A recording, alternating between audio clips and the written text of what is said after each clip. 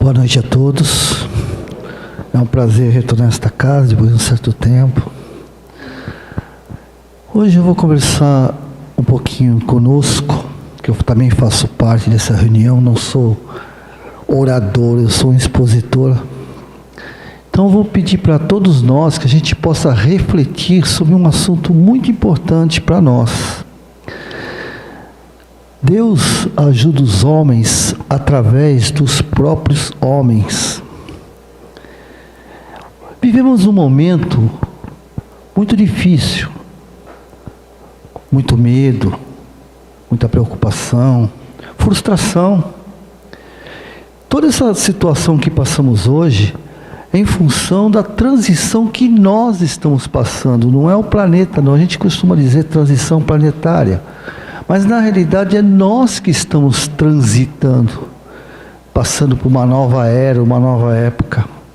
E nessa transição que nós estamos passando, se faz necessário tudo isso que está acontecendo conosco. Chegou um momento em que as nossas escolhas foram oportunizadas, em que nós mas tínhamos muito mais livre-arbítrio, tomando decisões até muitas vezes incabíveis para nós mesmos, porque nós não prejudicamos o outro quando tentamos ferir o outro, magoar o outro. Na realidade, o que nós fazemos é prejudicar a nós mesmos.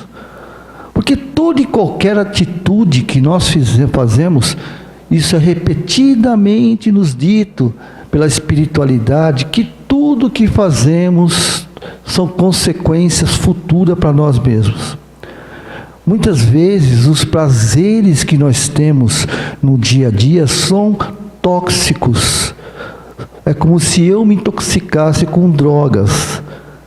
O prazer é momentâneo, porém quando o efeito acaba, normalmente a gente cai no chão ou até perde o chão. E os prazeres não estão só na volúpia do sexo, das drogas, do álcool, dos vícios. Os prazeres também estão na satisfação de nós sobrepormos a vontade do outro. E Deus, a criação, Jesus e toda essa falange de espíritos que nos acompanham e nos guiam e nos mostram o caminho, jamais interfere em nossas vidas, por incrível que pareça. Por isso que eu trouxe essa informação hoje, porque a pergunta sempre é: qual é a melhor forma de nos comunicarmos com Deus? Porque nós estamos o tempo todo, o que eu mais ouço hoje é: graças a Deus, vai com Deus, Deus vai me ajudar. Fazemos oração, fazemos corrente, fazemos pedidos e mais pedidos a Deus para resolver os nossos problemas, os problemas que nós construímos. E na maioria das vezes, os caminhos que tomamos, a espiritualidade amiga, que na realidade são os mensageiros do Criador, são contrárias às nossas atitudes. Mas nós insistimos e eles respeitam.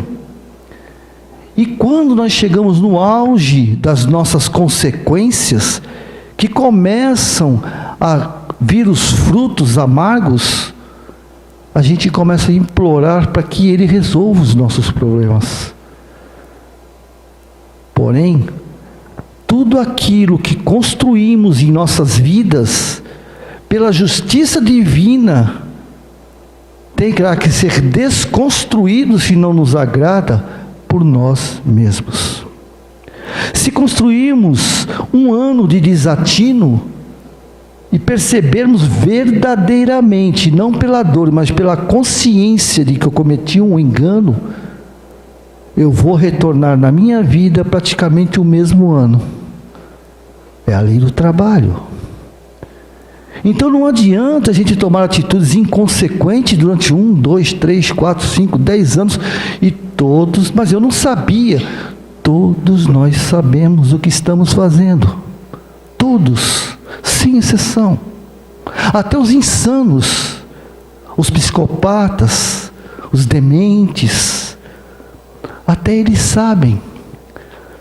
Eu vou dizer algo que todos nós sabemos. O espírito é sadio, o corpo está doente. As pessoas enfermas no corpo e na carne, aprisionadas que estamos no corpo deficiente, com distúrbio mental, paralisia mental, síndrome de Down e todos os problemas mentais ou físicos. Ao dormirmos, não vou nem falar de desencarnar, ao dormirmos, temos toda a liberdade. É evidente que o perispírito, que é a forma da forma, está dilacerado por algum motivo, como se fosse uma forma de bolo. Se eu tenho uma forma de bolo no formato de uma borboleta, e eu não cuido dela, jogo ela toda vez no armário, uma hora ela se amassa. E ao se amassar, toda vez que eu fizer um bolo, eu vou ter um trabalho, não é assim? Eu vou ter que ir lá, se quiser fazer a borboleta perfeita, eu vou ter que ir lá acrescentar um pouco de massa e tal, fazer um remendo, né? É a mesma coisa o nosso corpo perispiritual. Ele é consequência das nossas atitudes.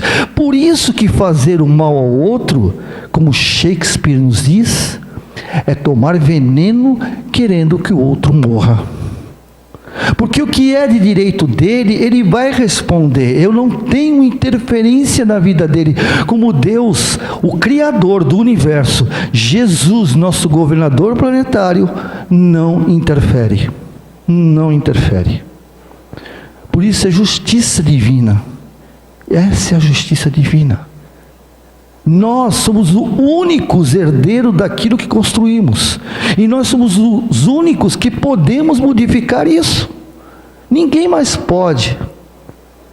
Quando existe o milagre, a gente diz o milagre, é porque chegou o momento de ocorrer, e o que está ocorrendo é algo para todos, para quem está, que nem recentemente uma menina estava em coma, e despertou sem nada, completamente normal. Foi uma convulsão na família. Tudo isso tem um porquê. Aquela outra, também todos viram na internet, que estava com câncer terminal, de repente desapareceu. Os médicos ficaram abismados. Como assim? Dormiu com câncer terminal, acordou sem nada, sem uma metástase. O que aconteceu? Aí vêm as dúvidas, as perguntas. E é isso que o universo faz. Ele nos desperta de alguma maneira, que nós não somos seres encarnados com uma vida material, quizás um dia passar ao mundo espiritual. Mas ao contrário, somos seres espirituais, astronautas do universo, transitando entre mundos, até chegar na nossa escola, porque a Terra é um planeta escola, e nessa escola ter a oportunidade de aprender, como é o nosso caso no nosso colégio. Existe aqueles alunos que sentam na primeira carteira porque estão interessados em aprender, e existe do fundo, a turminha do fundo, né? Eu posso falar de carteirinha porque eu fui a turminha do fundo. Então, quem está no fundo, ele vai para a escola, ele não vai aprender, ele vai para a escola porque é obrigado, que a mãe e o pai mandam. Então, como jovem que está, não mede as consequências, ele simplesmente vai para a escola, aproveita a vida doidada, bagunça, farra. Porém, as provas vão vindo, não é assim na escola? Chega no final do ano, hoje é DP, na minha época reprovação mesmo, na segunda época, chega no final do ano, vem a prova, né? E a professora falou, aprendeu? Ah, professor, aprendi tudo. Então guarda o caderno, vamos ver se aprendeu mesmo. E percebe que não aprendeu nada. E aí vem a expiação. Sabe qual é a expiação? É todos os seus amigos daquele ano passarem por um novo ano e eu ficar naquele ano de novo. Tem expiação maior que essa? Primeiro, o repetente aí. você fica com a informação de repetente. E segundo, que vai ter que ver os mesmos professores, as matérias tudo de novo, e às vezes não aprende, e continua lá no fundo fazendo bagunça. Repete, fica frustrado, revoltado com os professores, revoltado com todo mundo, mas começa a aula, ele está no fundo de novo. E assim somos nós. Passamos de encarnação em encarnação, até começamos às vezes no meio, mas vai cedendo às nossas reminiscências, que arrastamos por séculos. Vamos lá para o fundo de novo. E quando desencarnamos, ou quando nos frustramos com alguma coisa da matéria, desemprego, amor perdido, nós nos frustramos e nos revoltamos muitas vezes com o Criador, como se Ele tivesse culpa do projeto que eu tinha, não fiz, e reconstruir um outro projeto que me prejudica.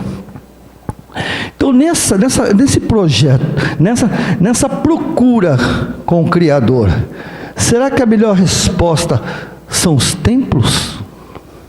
Será que é lá que Ele está? Será que lá Ele pode me ouvir melhor? Seja qual for o templo, budista, católico, espírita, será que lá Ele pode me ouvir verdadeiramente? Quando as religiões, na realidade, são corrimões de nossas vidas evolutivas. São escolhas que tomamos, como aqueles corrimões de nossas casas, que eu escolho de acordo com o que me agrada. Decorei esta casa maravilhosa, olhei e falei, não, ali fica bem um corrimão redondo, para quando alguém não conseguir subir sem se segurar em algo, é esse corrimão que vai servir. Passa um tempo, não gosto do redondo, não, eu gosto de quadrado. E muda para o quadrado. E assim nós pulamos de filosofias e religiões, a gente pode ver. Um dia espírita, outro dia evangélico, outro dia cai na Umbanda, e depois volta para o evangélico. Por quê? Porque muitas vezes nós seguimos o ouvir dizer.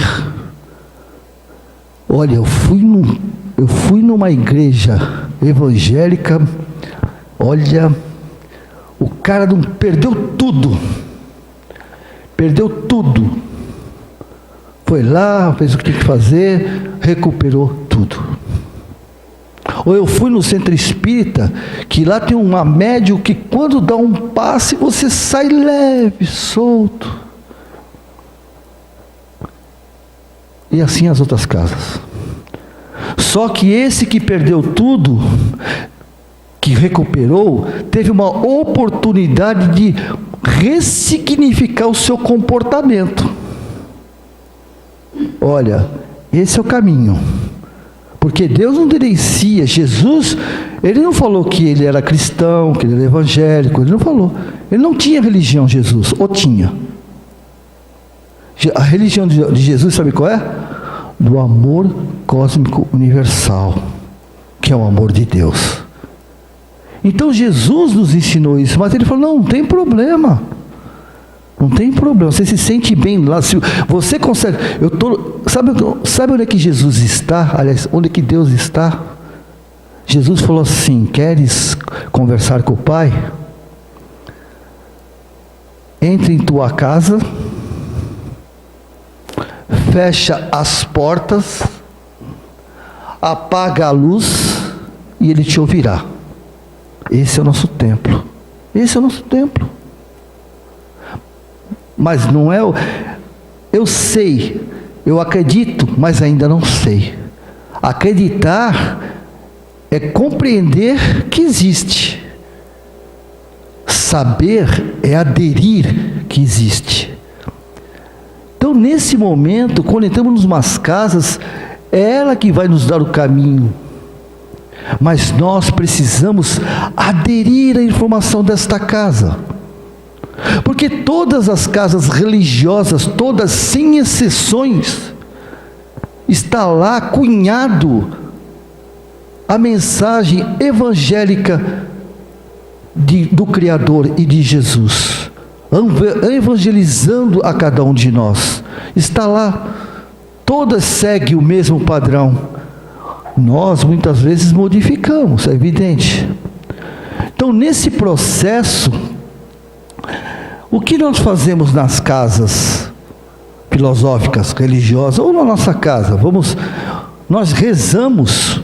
Deixa eu vir para um pouquinho. Nós rezamos, ou seja, criamos um mantra no desespero de resolver imediatamente nossos problemas. Pegamos o terço e fica uma Ave Maria cheia de graça, Pai Nosso, Pai Nosso, Pai Nosso, Pai Nosso. No final esquece, caramba, era o 104, 114. Que número eu estou mesmo? Esqueci, eu estava pensando em outra coisa. Eu vou começar tudo de novo. Será que através das correntes,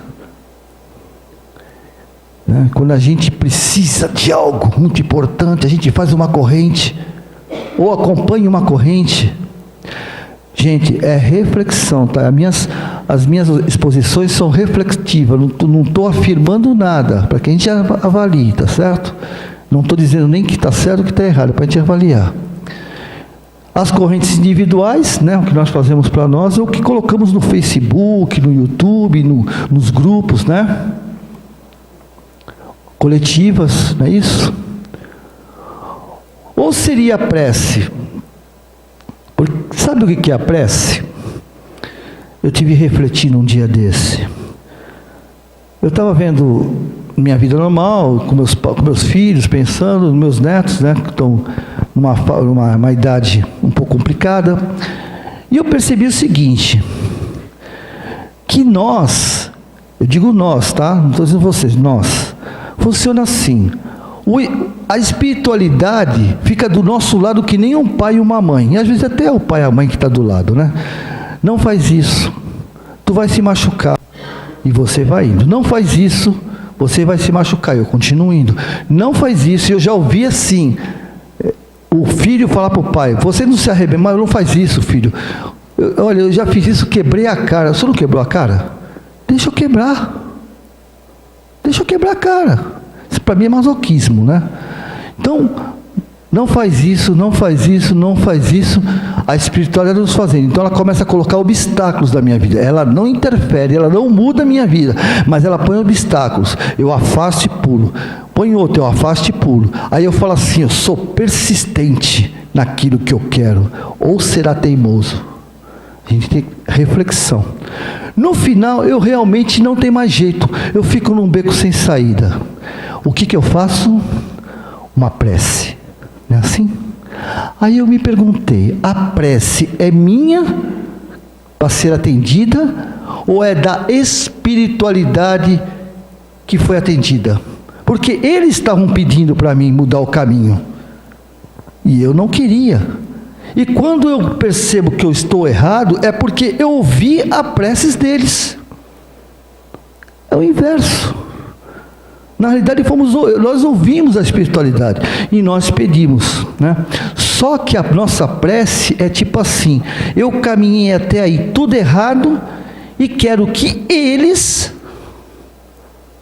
resolvam esse problema que eu criei. Aguardando que anjos, eu vou em cena, aí eu me modifico, Eu levei um baita de um tombo, estou machucado, eu me modifico. Aí eu viro outra pessoa. Completamente diferente, tolerante, bondosa, ou seja, fazendo uma espécie de troca com a espiritualidade. Eu fico bonzinho, você resolve o meu problema, tá certo? Então, nesse momento, eu começo a fazer a prece. A prece é uma invocação, não é isso? E uma transmissão de pensamento. Eu vou pular isso aqui, que isso é um pouquinho longo. A prece. Aí a pergunta,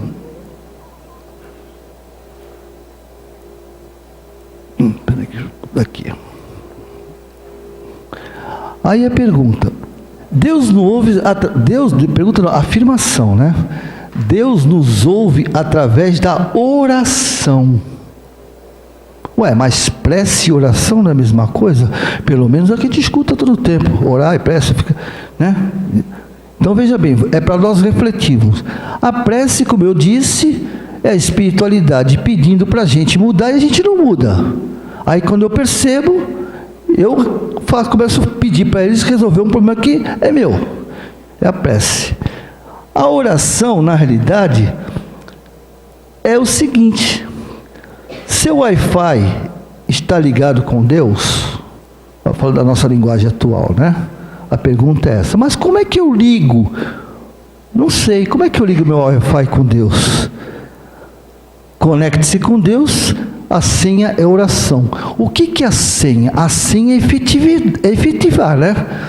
Se eu não tiver senha, eu não entro. Eu sei que a casa aqui tem senha, mas se eu não colocar no meu WhatsApp, no meu celular, eu não entro nessa senha. Então, de quem é a atitude de colocar a senha? É minha. É assim? Então, a decisão é minha de colocar essa senha. Orar é ação. Orar é ação. Orar é ação.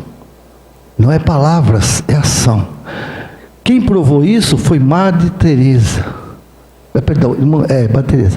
O que é isso? Quando quero falar com Deus, eu me calo e cuido.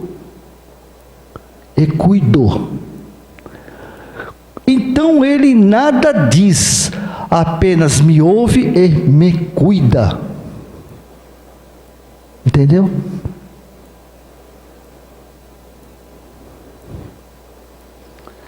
Mãos que servem são mais santas que lábios que rezam.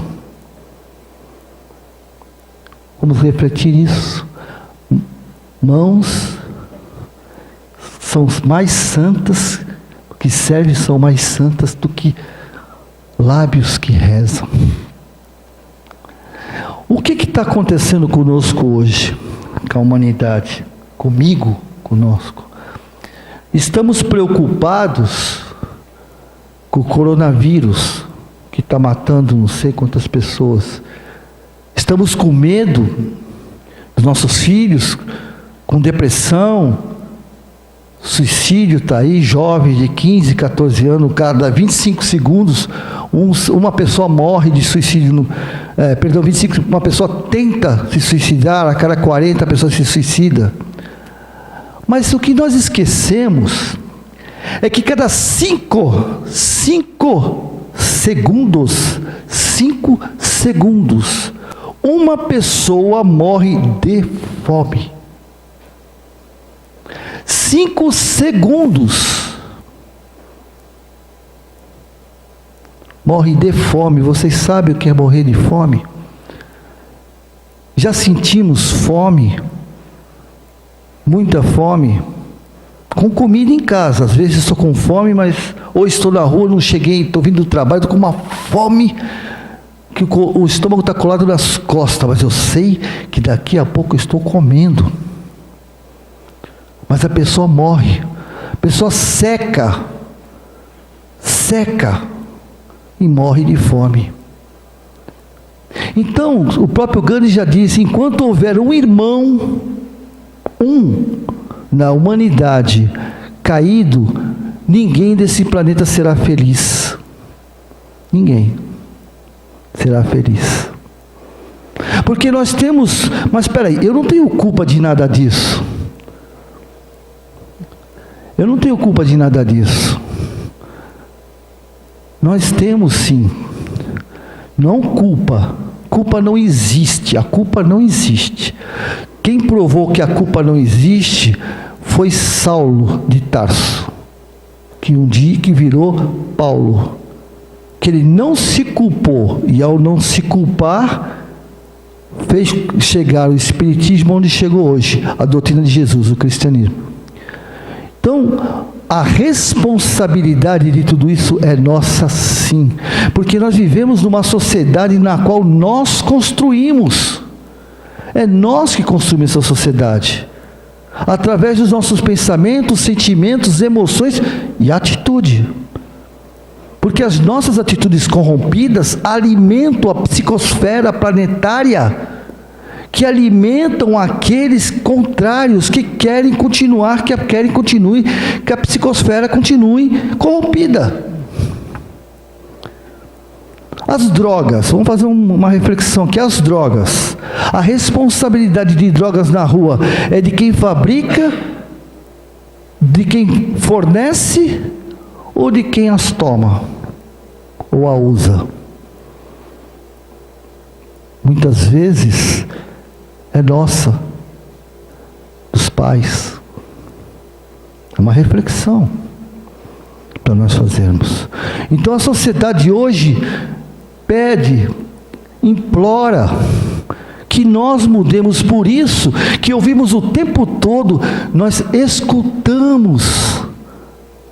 Vou falar de novo, nós escutamos, mas não ouvimos. Porque escutar é porta bater, cachorro latir, gato miar, briga de vizinho, isso é escutar. Ouvir é refletir. Quem ouve não são a parte cognitiva do ouvido, é o coração. Simbolicamente, quem ouve é o coração. O coração ouve, porque ao ouvir ele sente, ele se torna empático. Então, nesse momento, o que está havendo com a sociedade é que nós estamos completamente isento aos problemas nossos.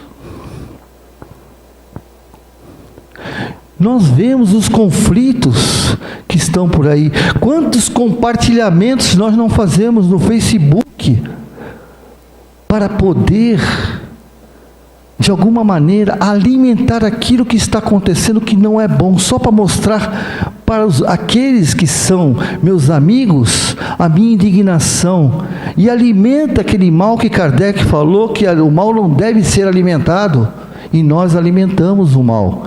E não é alimentar o fazendo o mal, porque ele mesmo disse, aquele que não faz o mal também o está alimentando. A indignação não pode ficar como a psicologia fala, os indignados de pijama, que nós ficamos simplesmente indignados, compartilhando e compartilhando e compartilhando. Nós precisamos, como seguidores de Jesus que somos, estamos aqui porque estamos procurando Ele, principalmente porque nós somos convocados por Ele e aceitamos essa convocação. Porque o nosso planeta, a nossa sociedade, a nossa família, principalmente a nossa família, só vai mudar a hora que eu mudar, não adianta. Pode levar os nossos filhos em os maiores psicólogos, os maiores terapeutas, os maiores psiquiatras, que eles não vão resolver os problemas de nossos filhos. Porque esses problemas, eles começaram há séculos atrás. Num conflito entre irmãos, pais, filhos, não importa quem for, ou até inimigos de balcão. Uma discussão que gerou uma violência, que houve uma morte. Todos nós sabemos disso. Quantas e quantas bibliografias, quantas e quantas histórias tem sobre isso. Dali criou-se um conflito, como se diz, de melhor entendimento, karma, entre duas pessoas que nunca se viram teoricamente. E a partir dali começou um convívio que pode chegar entre mãe e filho, que é o laço mais forte que existe.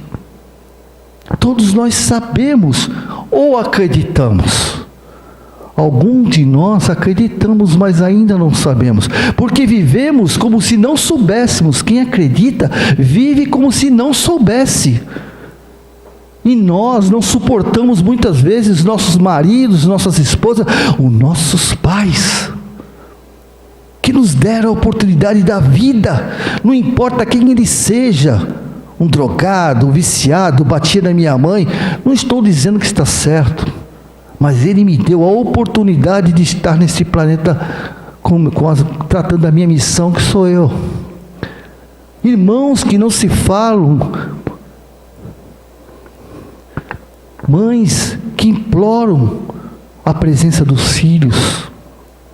E nós estamos preocupados com coisas materiais.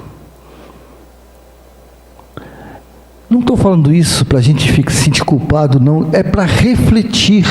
Porque a culpa não existe. A culpa não existe. Não existe. Por isso que eu disse de Saulo. Saulo, não sei se vocês sabem, ele praticamente quase exterminou os cristãos na época. E ele ia atrás de um líder chamado Ananias. Um líder. Por isso que ele ia para Damasco. Encontrou Jesus. Jesus só fez uma pergunta para ele, apenas uma. Uma pergunta. Saulo, Saulo, por que me persegues? Tocou o coração dele. E a cegueira de Saulo não foi uma cegueira física, uma cegueira espiritual de tudo aquilo que ele percebeu de errado que ele estava fazendo, que ele tinha que se converter naquele momento. E quem curou Saulo, mostrando todo o ensinamento de Jesus, foi Ananias. O mesmo que ele ia matar, foi o que o curou da cegueira. Por que isso? O que simboliza? Porque Jesus sempre falou simbolismo. Essa cegueira era a ignorância da responsabilidade que ele tinha. Então, a partir do momento que ele observou tudo isso, ele começou a enxergar o seu destino, a sua tarefa. E provavelmente eu estou aqui para mim, para isso, para que eu possa enxergar a minha tarefa. E eu acredito que muitos de vocês, porque o acaso não existe, o acaso é uma forma de Deus se manter anônimo para aqueles que não acreditam. Porque para as pessoas que acreditam, tudo que acontece foi porque Deus determinou, porque o acaso não existe. Agora, para aqueles que não acreditam, o acaso existe, porque Deus vai fazer tanto para o bom como para aquele que é doente, que é ruim. Apesar que não existem pessoas ruins, existem pessoas corrompidas emocionalmente e em decisões. E nesse momento, Deus os ajuda através do acaso. Que nós, de alguma forma, possamos avaliar a nossa responsabilidade. Não adianta eu querer ajudar o meu semelhante da porta da minha casa para fora, se dentro da minha casa eu não, ou eu sou o conflito, ou então eu não gerencio conflitos. Porque a nossa responsabilidade de cada um de nós dentro do nosso lar é gerenciar o conflito que nós mesmos construímos. Porque não haveria justiça divina, não haveria amor divino, se o meu Criador colocasse eu ao lado de alguém que me prejudica, ou vice-versa. Se estamos juntos, como diz Fernando Pessoa, é porque somos anjos de uma asa só. E anjo de uma asa só, ele fica rodando. Eu preciso de outro anjo para me abraçar, para poder alçar o voo. Só que tem um detalhe, mais uma vez para nós refletirmos. Para alçarmos voo, esse anjo na qual eu abraçar, tem que ter uma asa diferente da minha.